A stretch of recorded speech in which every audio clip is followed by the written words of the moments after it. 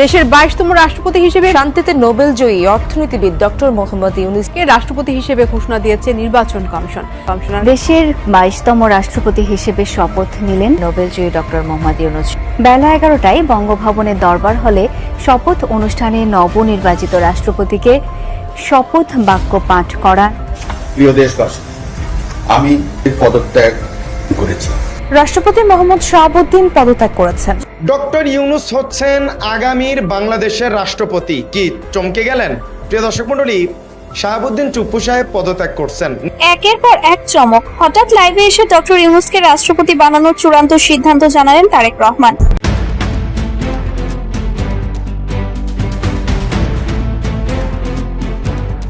বঙ্গভবনের পরবর্তী বাসিন্দা কে হচ্ছেন? এই একটি মাত্র প্রশ্ন এখন বাংলাদেশের রাজনীতির অলিতে গলিতে, ড্রয়িং রুমে আর চায়ের কাপে সবচেয়ে বড় ঝড় তুলেছে। সম্মানিত দর্শক, বাংলাদেশের সাবেক রাষ্ট্রপতি শাহাবুদ্দিন চুপ্পু পদত্যাগ করার পরপরই নতুন রাষ্ট্রপতি হিসাবে শপথ নিয়েছেন ডক্টর মোহাম্মদ ইউনূস।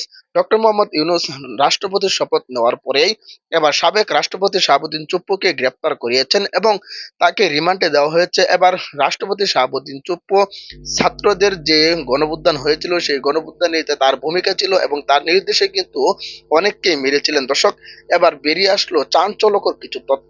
দর্শক, রাষ্ট্রপতি বর্তমানে যে ডক্টর ইউনূসকে রাষ্ট্রপতির পদ দেওয়া হয়েছে এবং সাবেক রাষ্ট্রপতিকে গ্রেপ্তার করানো হয়েছে, এই বিষয়গুলো নিয়ে কিছু গুরুত্বপূর্ণ তথ্য আজকে এই ভিডিওর মাধ্যমে আপনাদেরকে দেখাবো। তাই ভিডিওটি ধৈর্য সহকারে দেখবেন। চ্যানেলে নতুন হয়ে থাকলে সাবস্ক্রাইব করে রাখবেন পরবর্তী ভিডিওর জন্য। একটি লাইক করে দেখতে থাকুন সম্পূর্ণ ভিডিওটি।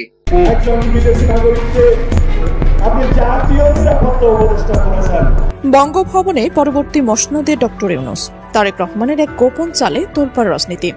রাজনীতি কি সত্যি কোনো চিত্রনাট্য মেনে চলে, নাকি সব সমীকরণ উল্টে দেওয়ার নামে রাজনীতি? আজ বাংলাদেশের রাজনীতিতে যে নাটকীয় মোড় দেখা যাচ্ছে, কয়েক বছর বা কয়েক মাস আগেও তা সাধারণ মানুষের কল্পনার বাইরে ছিল। যাদের নিয়ে এক সময় তীব্র সমালোচনা হতো, যাদের সরাসরি নিশানা বানিয়ে প্রতিনিয়ত তির্যক মন্তব্য করা হতো, তারাই আজ ক্ষমতার মূল কেন্দ্রে চালকের আসনে। অন্তর্বর্তীকালীন সরকারের সময় রাজনৈতিক এবং নিরাপত্তা বিষয়ক উপদেষ্টা খলিলুর রহমান কিংবা বিডার চেয়ারম্যান আশিকুর রহমান, এদের নিয়ে বিরোধী শিবিরে যে তীব্র আক্রমণ ছিল তা কারো অজানা নয়। একসময় শীর্ষ নেতারা যাকে সরাসরি কড়া ভাষায় আক্রমণ করতেন, সেই খলিলুর রহমানই পরবর্তীতে সরকারের সবচেয়ে প্রভাবিত নীতি নির্ধারণী ব্যক্তিতে পরিণত হলেন। অন্যদিকে যাকে হকার বলে উপহাস করা হয়েছিল, সেই আশিকুর রহমানও নিজের জায়গার শক্ত অবস্থানে রয়ে গেলেন। এই দুই ঘটনার রাজনীতির এক নির্ভেজাল এবং চরম বাস্তব সত্যকে সামনে নিয়ে আসে। রাজনীতিতে মুখে যা বলা হয়, অন্তরে সবসময় সেই একই কথা থাকে না। তবে সব হিসাব নিকাশ উল্টে দিয়ে রাজনীতির আকাশে এখন ঘুরপাক খাচ্ছে এক মহা বিস্ফোরক খবর। সংবিধান অনুযায়ী আগামী 90 দিনের মধ্যে নির্ধারিত হতে যাচ্ছে দেশের পরবর্তী মহামান্য রাষ্ট্রপতি। কিন্তু কার মাথায় উঠতে যাচ্ছে বঙ্গভবনের সেই ক্ষমতাধর মুকুট? বঙ্গভবনের সিংহাসনকে ঘিরে যে অলিখিত নাটক শুরু হয়েছে, তার মূল চরিত্র এমন একজন মানুষ যাকে নিয়ে পুরো বিশ্ব রাজনীতি এখন রীতিমতো তোলপাড়। দেশের রাজনীতির অলিন্দে এখন একটাই নাম ফিসফিস করে ঘুরে বেড়াচ্ছে, ডক্টর মোহাম্মদ ইউনূস। অন্তর্বর্তীকালীন সরকারের মেয়াদের শেষ দিকে এসে যখন নানা গুজব ডালপালা মেলছিল, অনেকে বলছিল তিনি হয়তো ব্যাগ গুছিয়ে চিরতরে দেশ ছেড়ে চলে যাবেন। কেউ বলছিলেন গোপনে বিমানের টিকিট কাটা শেষ। এমনকি বলা হচ্ছিল সেই সরকার নাকি নির্দিষ্ট এক গোষ্ঠীর। কিন্তু পথ ছাড়ার পর মুহূর্তেই গুলশানের নিজ বাসভবনে দাঁড়িয়ে এক বাক্যেই সব অপপ্রচারের মুখে কুলু এঁটে দিয়েছেন। পরিষ্কার জানিয়ে দিয়েছেন এই দেশেই তার জন্ম, তিনি এই দেশেই মৃত্যুবরণ করবেন। কিন্তু আসল গল্প শুরু হলো ঠিক এরপর থেকেই। সুপ্রিম কোর্টের প্রত্যক্ষ আইনজীবী যখন সেই গোপন তথ্য সামনে নিয়ে এলেন, তখন যেন বোমার বিস্ফোরণ ঘটল। খোদ ক্ষমতাসীন দল বিএনপির পক্ষ থেকে নাকি ডক্টর ইউনূসের দেশের পরবর্তী মহামান্য রাষ্ট্রপতি হওয়ার সরাসরি প্রস্তাব দেওয়া হয়েছে। এই পুরো নাটকের নেপথ্যে যিনি অনুঘটক হিসেবে কাজ করেছেন, তিনি অন্য কেউ নয়, একসময় তীব্র সমালোচনার শিকার হওয়া সেই খলিলুর রহমান। আন্তর্জাতিক দরবারে বিএনপি যেন রাজনৈতিক এবং কূটনৈতিক গ্রহণযোগ্যতা তৈরি হয়েছে, তার পেছনে খলিলুর রহমানের ভূমিকা বিশাল। ভারতের সাথে সমানে কথা বলার সাহস কিংবা জাতিসংঘের বিশেষ দায়িত্বে তার উপস্থিতি বিএনপিকে নতুন অক্সিজেন দিয়েছে। আর এখানে খলিলুর রহমানকে সবচেয়ে বেশি জোর তাগিদ দিচ্ছেন যাতে ডক্টর মোহাম্মদ ইউনূসকে দেশের পরবর্তী রাষ্ট্রপতি বানানো হয়।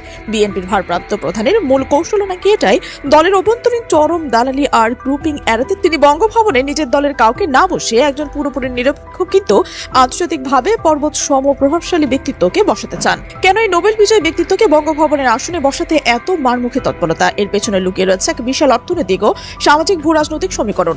বিশ্বজুড়ে ডক্টর ইউনূসের যে ব্যক্তিগত ব্র্যান্ড ভ্যালু ও গ্রহণযোগ্যতা রয়েছে তা এক কথায় অতুলনীয়। তাকে রাষ্ট্রের অভিভাবক হিসেবে বসালে আন্তর্জাতিক রাজনীতিতে বাংলাদেশের এক রাতে নতুন এক উচ্চতায় পৌঁছাবে।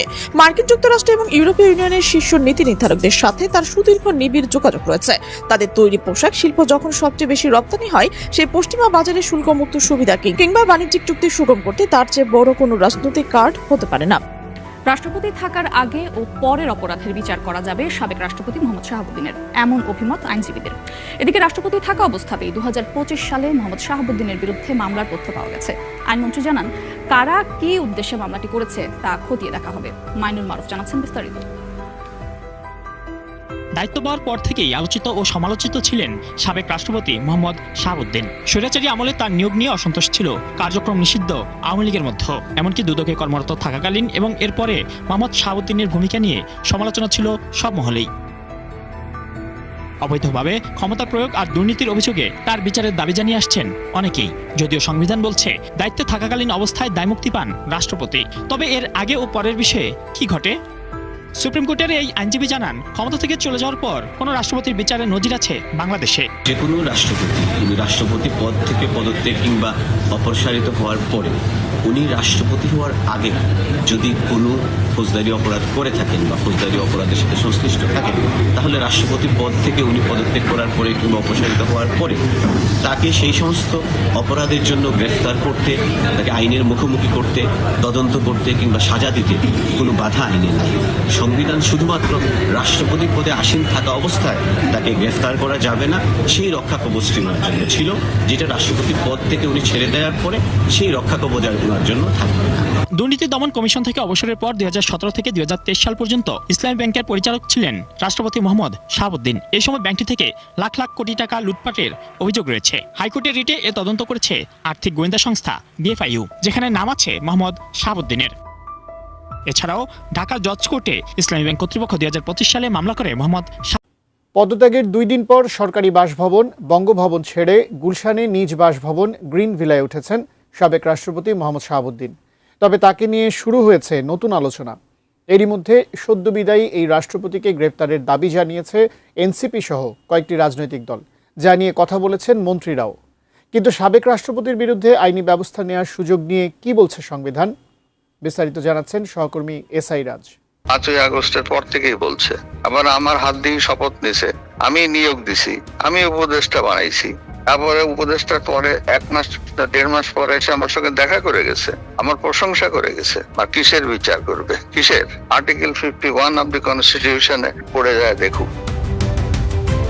নিজের বিরুদ্ধে আনা অভিযোগ আর বিচার নিয়ে একজন গণমাধ্যম কর্মীর প্রশ্নের জবাবে এমনটাই জানাচ্ছিলেন সদ্য বিদায়ী রাষ্ট্রপতি মোহাম্মদ শাহাবুদ্দিন। পদত্যাগের 2 দিন পর সরকারি বাসভবন বঙ্গভবন ছেড়েছেন সাবেক রাষ্ট্রপতি মোহাম্মদ শাহাবুদ্দিন। দুপুরে সরকারি প্রোটোকলের মধ্য দিয়ে তার গাড়িবহর বঙ্গভবন থেকে গুলশানের উদ্দেশ্যে রওনা দেয়। পরে গুলশানে 123 নম্বর সড়কের গ্রিন ভিলা বাড়িতে ওঠেন তিনি ও তার পরিবার। উন্নত মানের কাঁচামাল, আরআইএল অ্যাঙ্গেল এন্ড চ্যানেল। এখন কাঠের দিন শেষ, আরআইএল এর বাংলাদেশ। তবে পদত্যাগ ইস্যুর বাইরে এখন আলোচনায় সদ্য বিদায়ী এ রাষ্ট্রপতির বিরুদ্ধে মামলা হবে কিনা তা নিয়ে। 24 জুলাই সন্ধ্যায় এক সংবাদ ব্রিফিংয়ে মোহাম্মদ শাহাবুদ্দিনের গ্রেফতারের দাবি জানান জাতীয় নাগরিক পার্টির কয়েকজন নেতা। এই বাংলাদেশ রাষ্ট্রকে নিয়ে বিভিন্ন ধরনের যে ষড়যন্ত্র তিনি করেছেন আমরা জেনেছি ডেইলি স্টারের বরাতে, যে লন্ডনে গিয়েও তিনি শেখ হাসিনার সাথে যোগাযোগ করছেন। সম্মানিত দর্শক, আশা করি সকলে পুরো ভিডিওটি দেখলেন। এই ভিডিও সম্পর্কে অবশ্যই আপনাদের মতামত ভিডিওর কমেন্ট বক্সে লিখে জানাবেন। দর্শক, এই ধরনের প্রতিনিয়ত আপডেট ভিডিওগুলো সবার আগে পেতে অবশ্যই চ্যানেলটিকে সাবস্ক্রাইব করে পাশে থাকা বেল বাটনটি অন করে রাখবেন পরবর্তী ভিডিওগুলো সবার আগে পাওয়ার জন্য। আজকের মতো ভিডিওটা এখানে শেষ করলাম। দেখা হচ্ছে পরবর্তী ভিডিওতে। সেই পর্যন্ত ভালো থাকবেন, সুস্থ থাকবেন এই কামনা করে বিদায় নিলাম। আসসালামু আলাইকুম ওয়া রাহমাতুল্লাহ।